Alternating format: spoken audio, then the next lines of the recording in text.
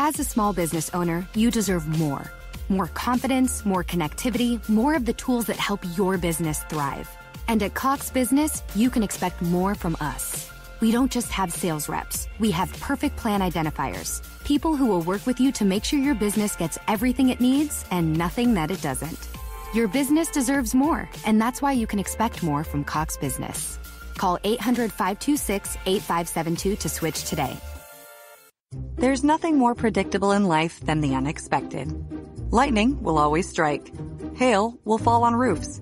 Fortunately, there's AAA. AAA has been helping members stay prepared for over 100 years. So when unusual storms, fallen debris, or sudden leaks happen, you'll be covered. Check, check, and check. Get the home and auto insurance you need by talking with a AAA insurance agent today. Visit AAA.com/insurance or stop by your local AAA store.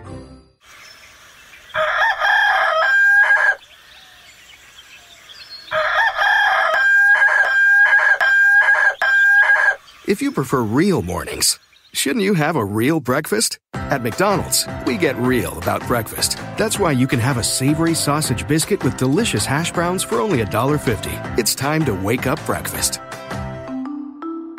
Single item at regular price. Prices and participation may vary. Cannot be combined with any other offer or combo meal.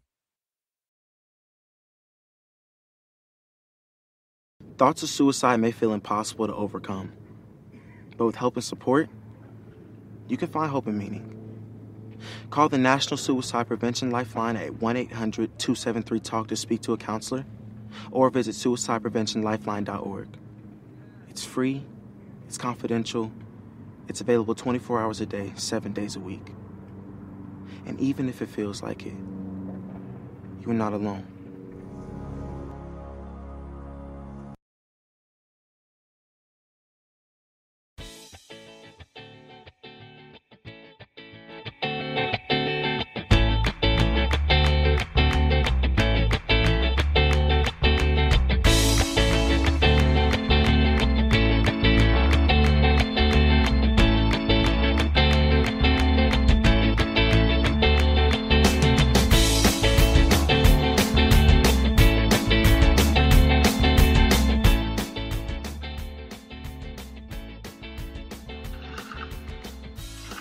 Okay, go Aggie.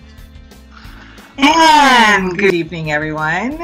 I hope everybody's having a great evening, and welcome to another episode of A Pod Divided. And with me is my co-host, the wonderful Martini Shark, otherwise known as Brad. How you doing, Brad?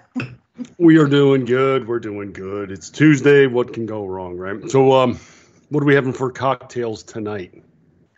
Well, it's funny you should say that, because for cocktail tonight, I decided to actually make a cocktail that a lot of people have misinterpreted in the past 20 or 30 years.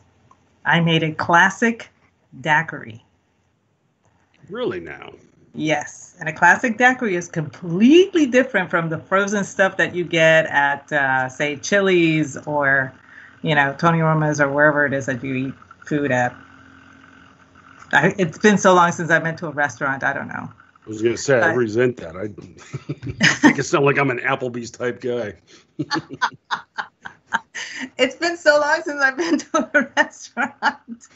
I couldn't think of a name. I'll go anywhere where the word poppers is on the menu. That's me. Well, yeah. If there's poppers on the menu, then it's a good place. That's all you need. Or chips and queso, as it is over here, So, but it reminds me of the line from Super Troopers. It's like, hey, what's the name of that restaurant with the junk on the walls and the mozzarella sticks? Oh my God, that's such a great movie. Although I have to admit, I prefer Beer Fest. I loved Beer Fest. Oh, really? Yeah, it was so great. Of all of their movies, I think the only one I've only seen once is Club Dread. I need to see that one again, to be honest. No, you don't. It was that bad. That one, yeah, that's probably on the low end of that one. What else? The Super Salmon, was that the name of it? The one they shot down in Florida? I think so. They ran a restaurant. That one was all right. Slammin' Salmon, I think it was called. Okay, yeah. But yes, I made a classic daiquiri, which is just basically rum, lime juice, and superfine sugar. And it's awesome. It is something of a precursor to the mojito, which yes, as a matter of fact, infuses a bit more mint. Yeah, and the sugar cane is kind of. Yeah, you got to do it right. I think the sugar cane is what makes a mojito for me. Yeah, but there's a couple restaurants down here that actually has a cane grinder behind the bar. Oh, wow. I used to, when I worked for Budweiser, I would service the bartender staff areas and all that. And this one would have, every day they would get a delivery, just piles of mint leaves. I mean, plants. And they would have the pre-cut stalks, and they would just run this thing. And basically just metal rollers. They would run it through and it would press out the cane itself, and you would get the fine, true granules, and they would throw those in there. It's like, holy crap, you guys are serious. And I'm going to be doing my paperwork here for the next couple hours. Yeah, my uncle used to have one of those. He called it Aggie. That was my job. Yeah, you definitely want to outsource that work if you don't have a sugarcane roller available. He had no shame employing children to do dirty work. No shame whatsoever. So smart man, good man. He could sit in the Barca Lounger and, where are those kids? I need another one. Pretty much. I think he's training his grandchildren now. Know it well. Good man. Yep. But yeah, the daiquiri. Classic that was made popular. I think it was Hemingway who first came up with the drink, and it was a favorite of JFK's, if I recall correctly. So, yeah, it makes sense. I mean, it's been bastardized over the years, of course, and it's anything neon colored these days is called a daiquiri, but that's perfectly fine too. I think those are drinks that are perfectly adaptable to a tiki mug. So. Oh yes, the daiquiri is very much adaptable as a classic to a tiki mug. So. Yeah, you were actually you were getting moon-eyed over my tiki mug the other night. Yes, I was. Glad you're a couple states over, because I thought you were gonna be knocking on my front door soon. It was so nice. I loved it. I don't know. I think I have four tiki mugs now, but I'm not sure. I may have 5. Yeah, I think I'm sitting on about 8 myself, and they're probably going to be part of my battle when I'm moving in the next couple of weeks, what's going over and what's not. But I did broker a deal and say because like right now I have all my glassware and such in the cabinet above the fridge because I'm the only one that can reach it anyway. So my beer glasses, martini glasses, and tiki mugs are all up there. But I think I have been able to broker getting a portable bar that I could set up in the kitchen area in the new place. So, oh, nice. I might be able to graduate everything over to that and retain all of my glassware. Well, here's hoping. But in case you cannot retain all of your glassware, I would be happy to adopt. Just saying. I'll keep you in mind, but I'm also I'm probably going to be latching on. Oh, I'm sure. You have a really fine collection of tiki mugs, I must say. And it's funny because, I don't know if you recall, I posted a picture of my Pickle Rick one.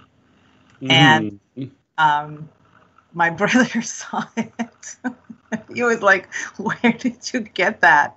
So I sent him the link, and he bought it. And then his wife took it over. So he actually ended up buying 2. Because wow. Yes. So that's what they drink their iced tea in. Yes.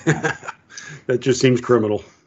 Well, But I don't know how you can drink out of a tiki mug that does not have alcohol in it. That just seems, I didn't know it would work that way. I know it's kind of weird, but it does every so often. I just have my iced tea in mine, just for the fun of, sometimes I'll just have I'll have my chocolate milk in my wine glass just because it's a pretty glass, and by God, I want to drink in style. So I'll drink milk out of my wine glass just fine. Wow, sacrilege! But I'm not going to judge out loud. Do not judge. Do not judge. Well, I don't have anything going as exotic on my side. I'm drinking Foster's tonight. There's no shame in that. Well, just went to the store. They happened to have a sale going for them. It was like, oh, Foster's is on sale. I was like, yeah, what the hell? I might have some. But it's only the 25-ounce cans. 5 cans for $3. So I'm basically my refrigerator right now. It looks like I'm changing the oil in a semi. The entire bottom shelf is filled with these 25-ounce cans right now. That's funny. I have one of my German friends actually has an American refrigerator in her house. This is in Germany, which is very unusual. But the plugs on an American refrigerator are bolted for European use as well, so they can use American refrigerators over there. And in German houses, the Kühlschrank, their refrigerators are very small. It's like a mini fridge for us. So what she did was that Kühlschrank is all beer. That's all she has in there. The food, the milk, everything else is over in the American refrigerator. But the Kühlschrank is just the beverage refrigerator. And so when I was visiting, she said, oh, if you want a beer, go to that refrigerator. So I went, and it was amazing. I was just like, it's all beer. And she said, well, yes, that's what we drink here in Germany. Yeah, we had some people from out of town, from out of the country, about a month or so ago, and we were at my brother-in-law's house, and they were just walking through the place befuddled at all of the refrigerators. And they were just like, is this normal? It's like, well, it's not unusual, because they had the main one in the kitchen. Outside was another standard. They also had a floor freezer for all the meat. They have a wine cooler, a small wine cooler, glass cooler. And there was one other. What was it? It was, and they're like, wait a second, that's like 5 or so. And I was like, yeah. And then don't forget the kegerator in the back corner. You're like, wait, what? Because it's that much cold drinks is just foreign to them, literally. But it was good watching them just like wide-eyed. They're like, I still can't believe this. I still can't believe this. Welcome to America. I know. That's great. I love when my parents have relatives come over and visit. And I never thought that my parents' house was all that different from my uncles or my aunts back in Puerto Rico, save for the fact that we have a brick house here and the houses over there are concrete block mostly. But it never fails. They come in and they see it's a different type of tile, and they kind of freak out when they see the brick outside, and then when they see the kitchen, they really freak out because there's a garbage disposal, and that's not something that's very popular back home, because where I lived, your garbage disposal was usually the pigs that lived in your farm. Sure. True composting. Like, what is this? So, good times. I've had to start imbibing because I was frustrated because, if anybody doesn't know, I'm a writer. I produce stuff almost on a daily basis. And over the weekend, I started doing a series about what's racist these days. Oh, yes. Pretty much anything and everything. I mean, jogging is racist. Cereals, bedrooms are now, all kinds of nonsense. I've actually today put out a second article with another list of ridiculous, like salt. Sodium is racist. It's harsher on black people. Oh, shut the hell up. And then this afternoon, I found another one that I didn't get on my list in time. Did you know that the Associated Press has changed their style guide for Black Lives Matter? No. What did they do? So from now on, when they are referring to black or blacks, they will capitalize the B. But they will not. The days later, they made a secondary announcement that they will use the lowercase w for white. What? Are you serious? Absolutely. I'm actually went to the AP Style Guide page, and there it is. And yep. So from now on, when you see news wire service reports, anything about the protest or such, you'll notice black is going to be capitalized. And when they talk about the white oppressors, we will be lowercase. See, this is why I'm really confused. And this is, it's very confusing because when I was growing up, it was perfectly fine to call people black or white. Then there was a shift later on when I was in college after college, when I was in the 90s, where it became African American. Mm-hmm. And calling them black was actually derogatory. And, so out of respect, I did I would call them African American. And and now we're going back to black. And then I started thinking, there's a lot of things in nomenclature that it gets on my nerves, because it's okay if you're of African American ancestry to use the N-word. I don't agree with that. If you're going to cancel a word, you have to cancel it all over the place. You can't just cancel it for everybody but you. And then you have, the whole United Negro College Fund, which does a lot of good, but it still has Negro in its title. And the National Association for the Advancement of Colored People, you're not supposed to call them colored. So for me, those are things that should change if this movement is to be believed, But I guess they get a pass. I have no idea. I don't know. I really. Well, it's always, it seems like it's a generational thing, and I think as the next wave comes into colleges, because that's usually where this stuff emanates anyway, and it always feels like after a couple of cycles in the secondary education, then like a newer crowd comes in, and then they're the ones that kind of mandate that there's a name change. But the funny thing is that it always trips up those people. I remember one time I was talking with somebody, and they were getting their master's or something. They were in their mid to late 20s, bringing up that very subject. And and I even just said calmly, I said, "So is Negro off the table?" "Well, absolutely, you can't do that," they said. I said, "Okay, you're on a scholarship from the United Negro College Fund, right?"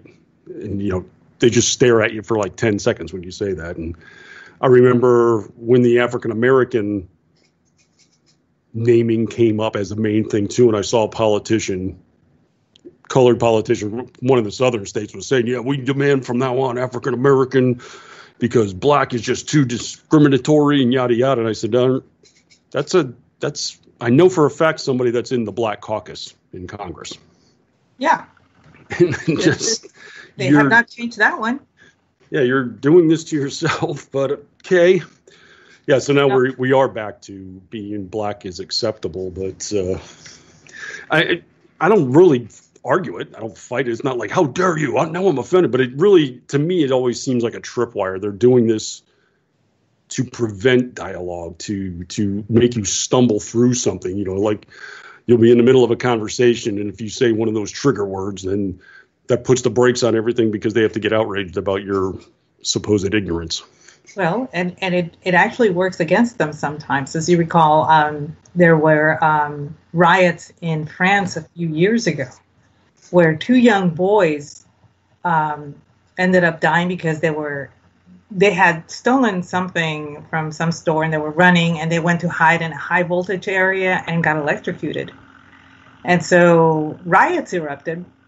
And the woman that was covering the news for stateside, I want to say she was for NBC, could have been CBS, but I'm not sure, called them African American boys. And I'm going, but they're French.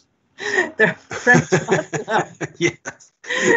And I was like, and then when you dig back, they were actually kids that had immigrated from Algeria. So I was like, but she was caught. She could not call him black, and she could not call him Muslim. So she had to think of something, and she ended up saying African American. And I'm going, I cannot believe I just heard that. I was just stunned. Flag on the play. Yeah, it happens. They get tripped up by their own rules. So, and I think there has to be kind of a grace area in here too, like you were saying, when it comes to music, because the actual lyrics have the N-word in them. You know, Dave Portnoy from Barstool Sports, he's always getting in trouble with the left and the thought police and such. Not that he gives a damn. He always throws it back in their face. But it was a few weeks ago, he was under fire for supposedly saying some racist stuff. And one of the things they dredged up is that one time he said the N-word on the air. And of course, first off, they were dredging up like a podcast he had done 7 years ago or something, and he said some bad things about Colin Kaepernick. And you have to dig into the story and find out that his use of the N-word on the air, he was actually singing a Jay-Z song.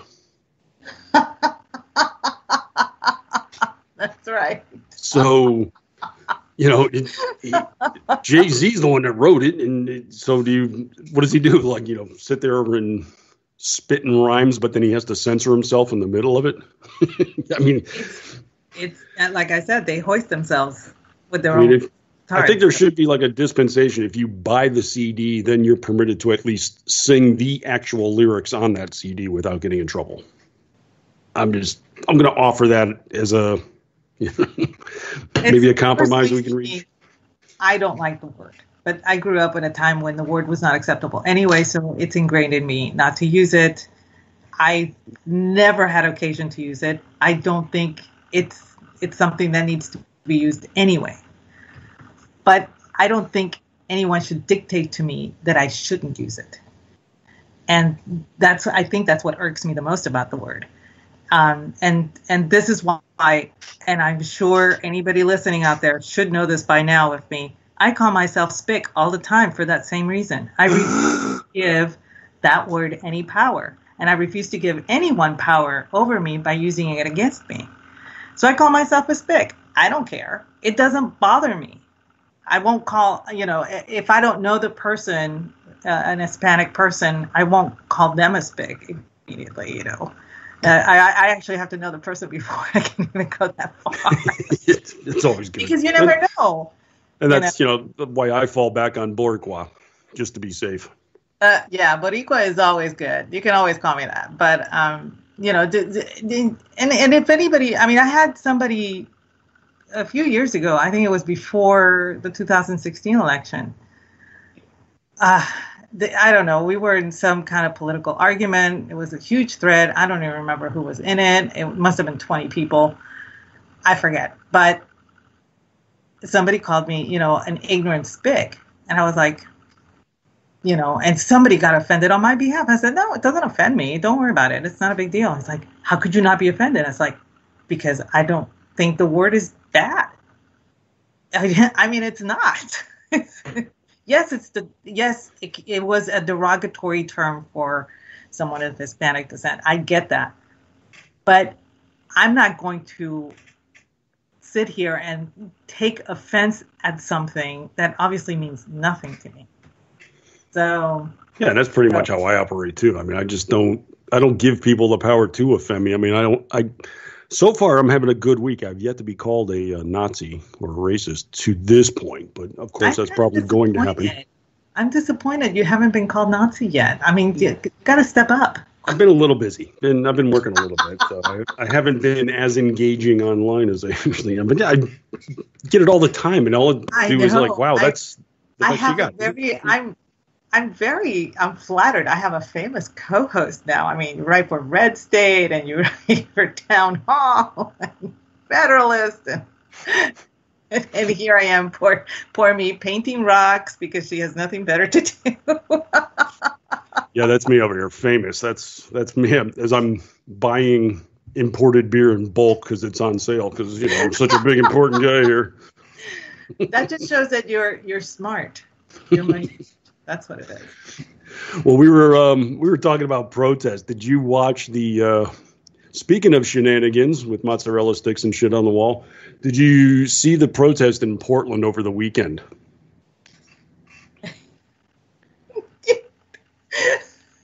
My God, this is the best material. I'm trying to hold it together, but I can't because all I can think of is all these kids with their moms in front of them and their moms wagging their fingers at the cops saying, "Don't you dare touch my kid." Most people have a default when it comes to Antifa. When a first riot breaks out, everyone's like, "Oh, look who broke out of their mom's basement. Look who got away from school today to go protest." That's just the way it goes. And you look at these guys, and they're all the same. They're pasty white, late teens. Looks like they have not left the basement since the new version of Fortnite came out. And now suddenly they're protesters. This weekend in Portland, because they've been attacking the federal buildings in the downtown area, they actually sent in federal troops to protect those buildings. And everybody online's freaking out about, oh, this is so unconstitutional. It's like they're protecting federal property, so federal agents can do this. Oh, and, the uproar was going on for a couple days. So this weekend, in order to protect the protesters, a band of mothers went out to the downtown area and stood arm in arm to protect their children from the mean federal agents. Basically, giving credence to the whole "you live in your mommy's basement." I mean, they confirmed every slander that people have had for Antifa by doing every single stereotype that anyone came up with for Antifa was confirmed with that single.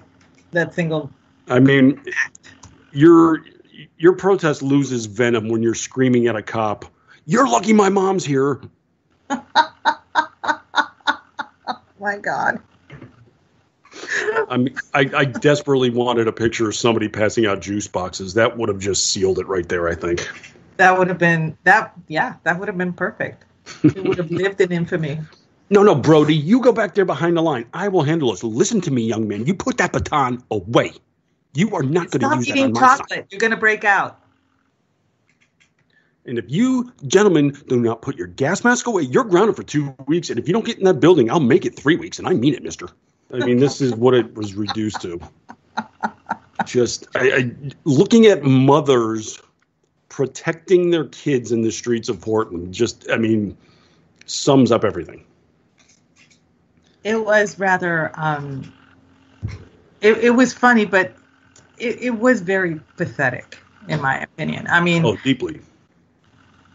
It's if you're truly protecting your children, wouldn't you want to extract them from such a situation? Well, and it's twofold because, growing up, and I know you're my age. Growing up, when I was 18, my parents told me, okay, you're an adult now. You need to start making adult decisions. We are not going to coddle you. We're not going to get you out of jams, whatever shit you get into.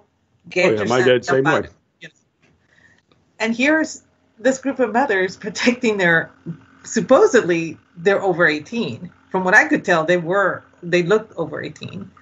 They didn't act it. They looked it, but they didn't act it. And this is twofold. It's like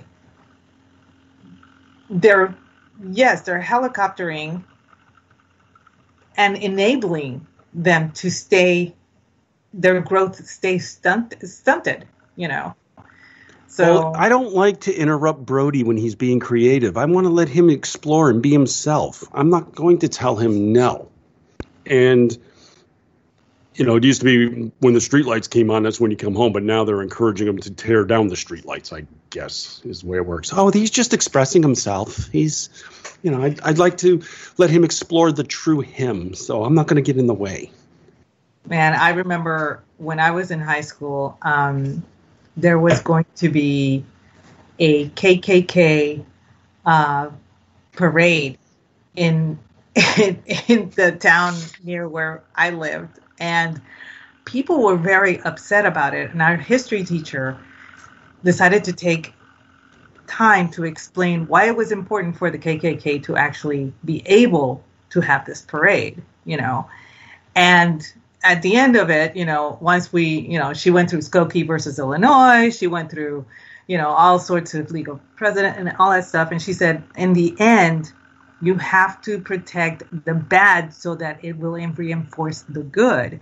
And that has always stuck with me. And I'm thinking, all of these kids that are destroying everything, they're not doing themselves any favors, because this is starting to reflect really, really bad on them. And now with the moms, this is just like icing on the cake. It's gotten to the point where now it all looks ridiculous. Now you're just throwing a tantrum. We're no longer taking you seriously. Yeah, I mean, these are the kind of mothers where, the kid won't do work during the school year. They're going to hold him back. The mother doesn't address the kid's problem. Instead, she goes to the school and tells them they better pass him to the next grade or she's going to take him to court or something like that. They don't address the actual problem. It's always, someone else's fault, someone else to blame, someone else will fix it. So, yeah, go out there and protect your kid in the street, I guess, Karen. So good luck with that in the future. But honestly, I think they should just let that city burn. Well, it's not like the mayor has prevented the burning from happening. So, I don't know. It's been we're on day 55, I think now, 54 of these protests taking place in town. Did you see what he said to the Homeland Security advice? I did. Oh my God, that thing's so fun. You should get out of town or at least get back in your own building. And why don't you clean up all of that graffiti off of your building? Oh, the graffiti that your protesters put up there because your police force was called back and won't stop them. You're going to blame that on the feds. Yeah, I thought that was rather ballsy. Touching. Yeah, if he had balls. I was going to say that. No, that's not the phrase to use for this guy. Yeah. He's a nutless wonder. Well, do you want to take a break here at the bottom? Yeah, we can take a break right now and come back with more fun stuff.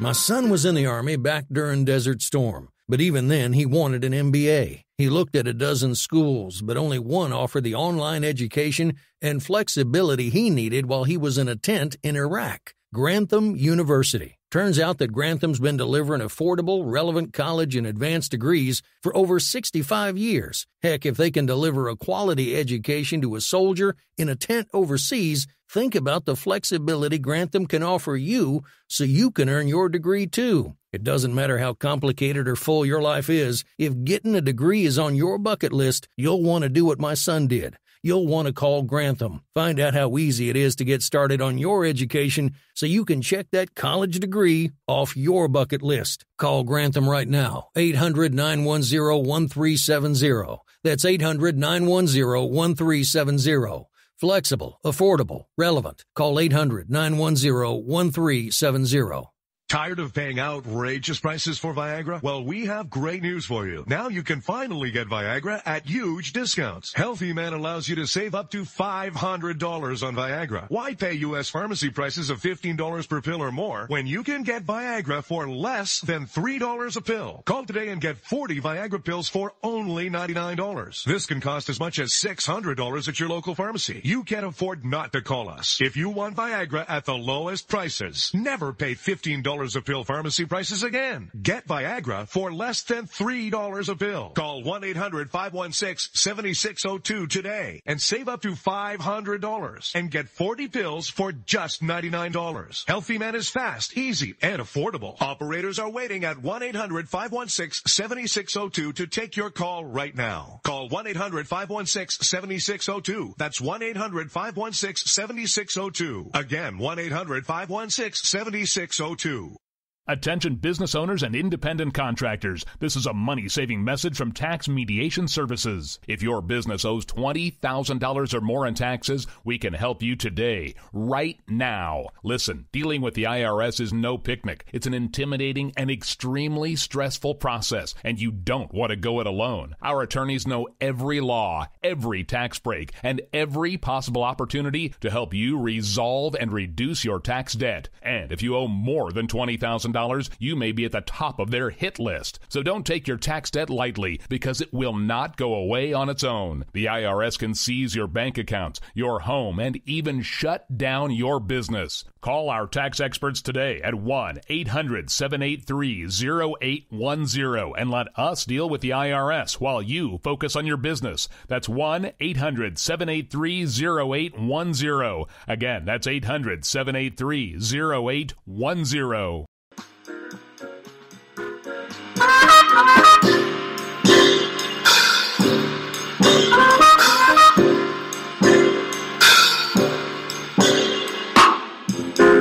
Ruby has opinions, Brad.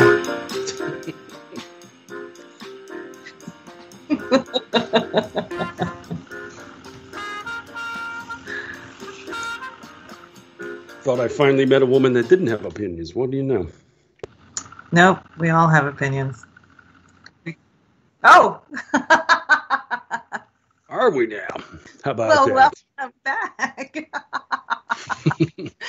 But yes, I stand by what I said. All women have opinions, regardless of, the kingdom and phylum and animal and whatever. So, anyway, as we were saying before the break, well, I will say that there was one female with an opinion I was kind of drawn to at this protest, as a matter of fact. Oh, I'm sure you were very drawn.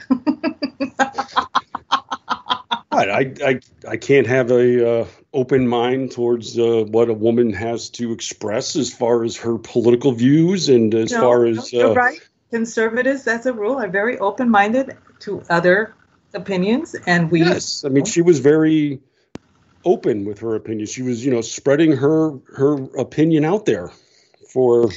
That wasn't all she was spreading, but okay.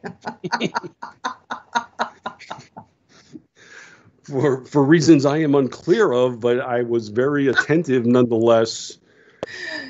We had one protester in Portland who decided to walk out into the middle of the street and deposit herself squarely in the intersection and defiantly sit in front of the police, bare-ass naked, spread eagle, staring him down. I must say that regardless of political affiliation, that takes a tremendous amount of courage. It really does. Regardless of whether you are very chaste or are an exhibitionist, it does take a lot of courage to do something like that, because you're literally exposing yourself to other people's phone cameras and photography equipment and all sorts of other things, So for me, yeah, that took a lot of guts. Well, I mean, she's probably an influencer, let's face it. Yeah, probably. But on the other hand, that's the flip side. That there are some people that really do get off, no pun intended, on exhibiting themselves like this for clicks. So, absolutely. I mean, I'm pretty sure to do that, you've got to be firm in your opinion. Well, maybe her opposition was. Never mind. I got derailed a little bit. But, no, I've seen this take place frequently, and I know a lot of feminists and PETA and groups of this nature love to do protests of this nature, and they think, wow, it's just so empowering, and it's just we're sending a message, and we're brave enough to go out there, and we will even strip down naked for our message to get our point across. They fail to acknowledge a reality about men like myself. All right, I'll just say it. Most men. Let's say that you're presented with a scenario where a woman is undressing herself. A man is going to be encouraging that behavior. So let's just say in the case of PETA, we're going to strip down naked to get people to stop eating meat. What goes off in my head is like, wait a second, if I keep eating meat, are you going to keep undressing? Because I'm game for that. I mean, I'm thinking win-win here. I'm not thinking I'm going to curtail my carnivore intake. I'm like, well, another porterhouse. It has to be somebody worthy of being naked. It can't be just anybody. Well, that's where PETA is really missing the mark, because they get all these actresses and models and stuff that think it's just so ennobling. I'm gonna go over to KFC and just strip down naked in front of the building there, and I'm gonna get naked until people stop eating chicken. Yeah. Well, honey, I'm getting 2 double downs, and I'm getting an outside patio table right there. So keep going, because your message is kind of getting through here, but stick with your values, honey. I think one of the, and in my opinion, it backfired, because so many men were turned on by this. But I don't know if you remember Jessica Alba wrapped up in duct tape, like in a bondage situation. And men were just salivating over that. And PETA ended up taking down the ad. Yeah. Because it was so provocative. That was like, oh my God. Oh my God, you pigs. She's trying to do something here and trying to get you to stop doing it. And you're all just looking at her, like sexualizing her. She's the one to strip naked. I mean, I'm sorry. It was, and I've seen, Emma Thompson did she was holding the fish while she was naked. And, quite a few celebrities have done this naked stunt thing. And I don't know what their personal feelings are. I know there are some celebrities that are very much anti-meat and are vegetarians or vegans. Sir Paul McCartney comes to mind, and he's a big one. But I really don't know if all these people that are in these posters for PETA, naked, holding fish or whatever animal du jour they're trying to save, are vegans or vegetarians. They've never actually come out and said so. As a matter of fact, I remember seeing, I think Emma Thompson was eating steak or something at some posh dinner, and it was on the Hollywood Reporter or whatever. And I'm going, I distinctly remember her doing a PETA thing. Yeah. But here she is eating steak. So I was like, kind of like, okay. So, most of the time, I don't know what your convictions are, but I'm pretty sure one of your convictions is going out there nude so you can get, noticed. And, I mean, so every your now and then value kind of rises up a little bit. They would used to put out the posters too, whereas, I would wear nothing before. I would wear fur, and it's usually one of the new swimsuit models, and, she's got her arms and legs crossed in just the right fashion. And I'm just like, damn, I'd club a harp seal to keep her naked. So I'm sorry. What was the message again? Fur is bad, because I'm not picking up on that message myself here. But, it's just where the messaging kind of goes off the rails a bit. Yeah, and I know what they're trying to do. I don't agree with it. I'm an omnivore, and I recognize that. And as an anthropologist, I recognize that most people on the planet tend to be omnivores too. And it's a personal choice if you don't want to eat meat. It's a personal choice if you only want to eat vegan food. I totally get that. But to have somebody accuse me of murder because I choose to have a hamburger, that's a line that's like way crossed. Well, what they can never really adequately explain is, they claim that eating animals is murder. I was like, what about the animals that eat animals? Well, they don't have a choice. You do. Right. And I'm exerting my choice. I'm choosing to eat meat. Yeah, we have a choice. I know most simians are omnivores, hippos, and another of other species. Yeah, so we're kind of in the food chain there. And that was, pretty much what they always fail to realize, too, is if an animal is endangered, the best thing to do is put it on the menu, because then we'll start husbandry, and guess what? The numbers will start to explode. I completely agree. It irks me no end that the panda is still around. I'm not kidding. I have this enormous disrespect for this stupid animal because it's still hanging around and people are not doing it right. Yeah, I mean, if you come up with put it on the menu, then get get some the animal like husbandry involved, and it goes from panda there. fillets with some bamboo shoots on the side and a little soy sauce to dip it in. Those some bitches you'll have farms of those things, and nobody will have a internet cam on their next birth. It's like, well, what's that? Dinner time? Let's bring it. It's what are you gonna do? And it's beyond ridiculous. I mean, I get what they're trying to say. They're trying to, bring attention using high-profile celebrities, but it just doesn't work. I mean, you remember that big billboard that they had out, where do you draw the line? And it showed all of the animals lined up, and somebody memed it and drew the line at the horse. That's where I stopped eating animals. The cow was fine, the sheep was fine, the goat was fine, the horse was not, the dog was not, the cat was not. You made me choose. So You made me choose. This is my line. There's your line. So can we move on now? And can we also go get dinner? Yep.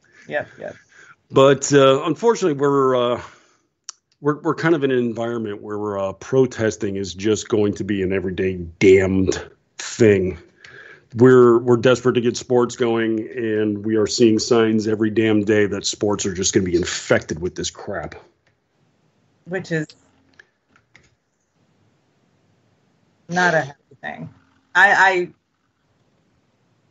Sports should be apolitical, in my opinion.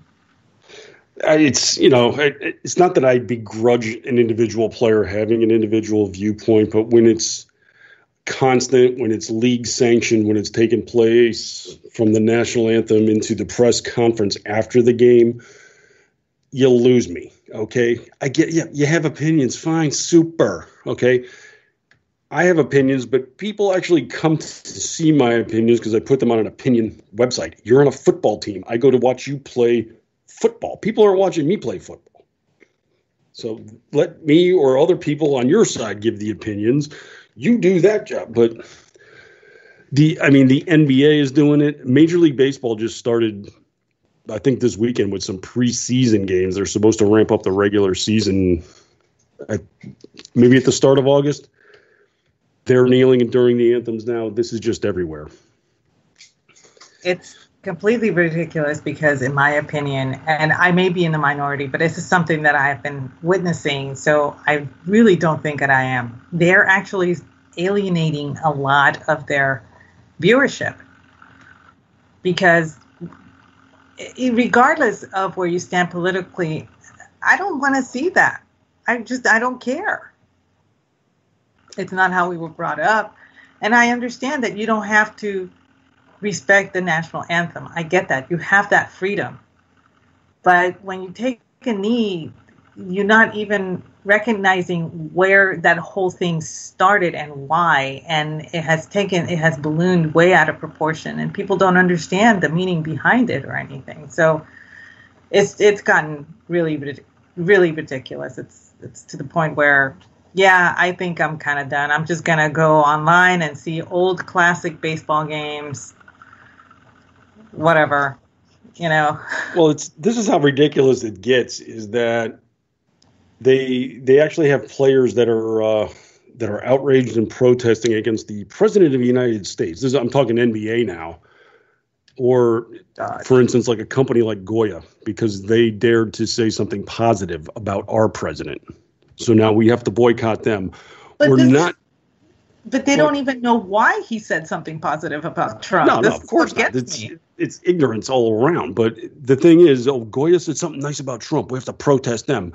We're not going to protest Nike, though, where 98% of their product is created in a communist country with slave labor conditions and child labor in many instances. That's acceptable, I guess. LeBron. Yeah, that's another one that I just cannot abide. LeBron James. He is he's beyond wrong. But this is how stupid it has gotten with the NBA. They're going so far as to have the players' names on the back of the jersey replaced with a pet phrase of their personal activist choice, and the league is mandating which ones are allowable or disallowed.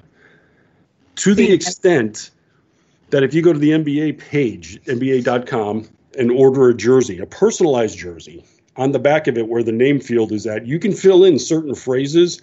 They actually ban particular phrases. So because the NBA is in such hot water regarding China, if you put something that says free Hong Kong on the back, this is not available at the moment. We cannot make this kind of jersey, it says. Like a little warning comes up. So you got to play around a little bit. Ridiculous. That shows you how political the NBA has become. And it's funny because I during the pre-show, we were discussing my cousin, who is in Puerto Rico. He's a big basketball fan. He's a big baseball fan, and what he really hates all this political stuff. And when he heard that the jerseys were going to have phrases on the backs, he lost his ever-loving shit. And it wasn't because he's right of center. No, this guy is as liberal as they come. He's so Democrat that, I mean, he cannot stand Trump, and he's always yelling about it. But it pissed him off no end, because when he's watching a game, he wants to see the name of the team player on the team that's doing the whatever play is being done on, and it just, he doesn't want to see something that he doesn't understand. He doesn't understand a lot of English, for one thing. So if he sees something like completely foreign, he's like, I don't understand that, and that's not his name. What am I going to be yelling or whatever? So it's very frustrating. And I didn't think about it that way because I'm over here and I do speak English, so. But yeah, there's a lot of people that are like, no, I want to see who's doing what. I want to see the names, because a lot of people are not familiar with a lot of the new players that are coming, all the rookies that are coming in, and all that kind of stuff. So I thought that was interesting, and he was pretty well. He was pissed off about it. He really was. Everything was capitalized on that. As he should be. Well, I had some fun about it because I did a piece over at Twitchy about the jersey thing, and I was mocking up a whole bunch of my own just to piss people off. Like I found one with, I think it was the Houston Rockets, but the numbers 0 looked like a red box with a line through it. So I did 0-0 and put no masks as my phrase on the back of the jersey. That got accepted. Oh, that's cool. And one of the favors is that since everybody's all up in arms about the Washington Redskins, I did the Washington Wizards. So then on the very front of it, I picked the jersey that said Washington, D.C., and then on the back it said Redskins. Just to twist the knife a little bit. Cross sports political. Because if you guys can get political, so can I, you some bitches. So, yeah, the Washington Redskins finally buckled under. They have to change their name now. They've already committed to do so. Severely disappointed. I was severely disappointed when I heard that. You suckholes. You gave in. So they haven't chosen a name yet. The funny thing is they're going through all the trademark nonsense. And the problem is the team has broadcast far enough ahead that they're doing this that people are snapping up copyrights to all the possible name changes. Figures. So trying to squat on the name to get the rights to it. And the funny thing is like there's all kinds of lawyers coming out of the woodwork. Oh, I'm a copyright lawyer and I could tell you that this is not going to stand. But the thing is, they're dropping hundreds of dollars to get the copyright. Supposedly, for the copyright to be enforced, though, you have to actually be conducting some kind of business under that name. Yes. So some people that think they know, they've narrowed down to the 5 choicest names. And they're actually selling products. I don't know if they're doing something on Etsy or something like that, Cafe Press, and offering up beer koozies and stuff that say, like the Washington, D.C. Red Wolves or something of that nature. But even they're contesting. Well, that's not really. that's not acceptable, and I think the team can still find it in court. And it's like, geez, this is where they're going with this nonsense. Well, what are some of the names that you would pick to name the Washington team? Oh, geez, I can come up with 100 of them. Well, it's kind of funny. They just had a big sex scandal take place, the big sexual harassment scandal in their front offices. Yeah. So maybe something like the Washington Red Light or the Red Light District. that could apply. Roxanne! Yeah, there you go. That could be their alternate jersey. We'll have Sting on the front of it. Theme song. When they take the field, and now you're Washington Redskins.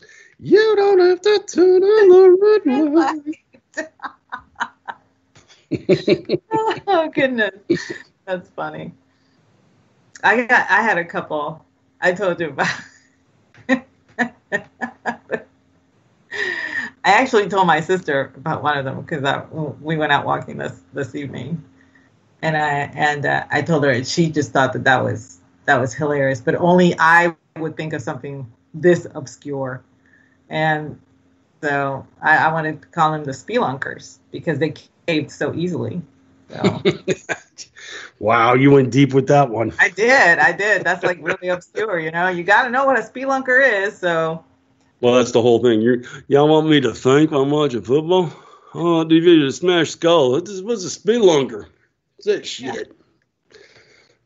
I don't know. How about this? If they, since they buckled so easy, why don't we call them the Washington Kneelers? The knee benders. Mm-hmm. I mean, what the hell? Yes. You're doing it during the national anthem anyway. Might as well. Yeah, might as well. You bow down to the outrage crowd, you some bitches. Or I don't know. You could do Washington lobbyists, or how about the Swamp Monsters? I like Foggy Bottoms. Washington Foggy Bottoms. And then they can get like the Spy versus Spy cartoon characters on the helmet. Oh yeah, that'd be cute. Although I don't know, maybe Foggy Bottom, there might be some people that think it's like insensitive to the LGBTQ plus crowd or something, so you might run into problems there. Is that why they're taking so long? They're making sure that. Are you kidding me? They got to vet this name 18 ways to Sunday afternoon. Please, you kidding me? They got to run that through about 18 different matrices. Now, can this offend anybody over here racially? What about sexually? Oh, how about on the political spectrum? What about their species? And what about everything is going to be. I kind of like JC's idea, the corruption. We could call him that. Just as the Watergates. I like the apologencia as opposed to the intelligentsia. So the apologencia. I don't know. Since they get their ass kicked on a regular basis, I think the Washington Journos works for me. That's a good one. I could see that working. They could have just like a reporter's notepad. Maybe it'll be their insignia or something like that with some blood drops on it. Well, somebody did say that they should keep Redskins and just change the actual emblem to a bunch of potatoes. Right. Yeah, I've seen that offered up too. That would be probably the biggest troll FU of all. Yes, it would have been great. Ain't nothing racist about potatoes, is it? Oh, man. But they're going to change the name of the potatoes. You can no longer call them Redskin potatoes. They're probably. I don't know. Skinned. I don't know. I mean, literally in my article, I found two different outlets that were talking about how sodium is worse for black people than white people. So salt is actually racist. Why not potatoes? Yep. Potatoes. Jeez. You can't call them potatoes anymore. They're not stopping either because Washington Post came out and they're trying to target the Texas Rangers. Yeah, I heard about that. That's not going to fly very well here. The Rangers have a very long history of doing good, so I don't think that's going to fly. So we'll see. They better be ready for a good fight, because we're not the Washington Redskins. That's the funniest of all, is it came from the Washington Post. It's like, no, take care of crap in your house first, all right? You go deal with your Indian problem. And I'm thinking, this is the same people that are named after Washington, where they also have a team called the Washington Nationals. And I'm like, doesn't that, I mean, you're going to go after the Rangers before you go after the Nationals? And what about the Cleveland Indians? I mean... don't give them ideas. Oh, well. Anyway. Well, we have come to the end of our podcast, sadly. Alas, already? Yeah, it's already 9 o'clock. So you might as well just tell us where we can find you, because the list is very long and very, very... Wow. Listen, you calling me slutty here? Well, you can find me over at Town Hall. You can find me at Red State. You can find me here on Thursday nights. I've got Disasters in the Making this week with Paul Young. You can also see me over at Twitchy and on the social media front at Martini Shark. That's where I'm at on Twitter and also Parler. And you can find me at Aggie Rican or at Aggie the Barkeep over at my alternate account on Twitter. I am here Tuesday nights at 9 Central, either doing Pod Divided or doing He Said, She Said with my other co-host, Mickey Blowtorch. And on Fridays, 8:30 Eastern with my wonderful, wonderful producer, Lou, and our other co-host, Hedy Najjar. So thank you so much for tuning in and for being... such attentive listeners and giving us so many great ideas as to what to name the Washington Redskins, because that was great. And we'll see you in a couple of weeks. I'm going to go copyright a couple of these myself. So have a good night, everyone.